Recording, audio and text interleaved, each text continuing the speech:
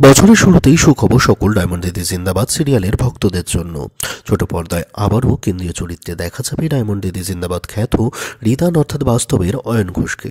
TRP তালিকাতে তেমন প্রভাব ফেলতে না পারায় অল্প দিনেই বন্ধ হয়ে গেছে ডায়মন্ড দিদি জিন্দাবাদ ধারাবাহিকটি যেমনই হোক না কেন ডায়মন্ড এবং রিদান জুটি কিন্তু ছিল বেশ পছন্দের সকলের। তাই আচমকা ধারাবাহিকটি বন্ধ হয়ে যাওয়াতে মন ভেঙেছিল বহু ডায়মন্ড এবং রিদান ভক্তদের।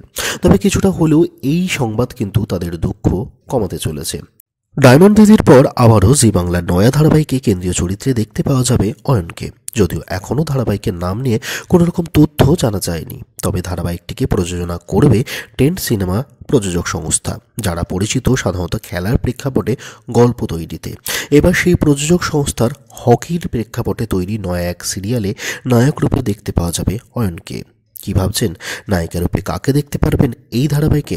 এই ক্ষেত্রে ডায়মন্ড এবং রিদান ভক্তদের মনটা একটু ভারাক্রান্ত হতে পারে, যেহেতু এই ধারাবাহিক বা এই সিরিয়ালটিতে প্রধান নায়িকা রূপে তারা দেখতে পাবেন না ডায়মন্ড অর্থাৎ ডোনা ভৌমিককে। অয়নের বিপরীতে ধারাবাহিকটিতে নায়িকা রূপে দেখা যাবে সান বাংলার মঙ্গলময়ী মা শীতলা ধারাবাহিক খ্যাত দীপান্বিতা রাশিদকে।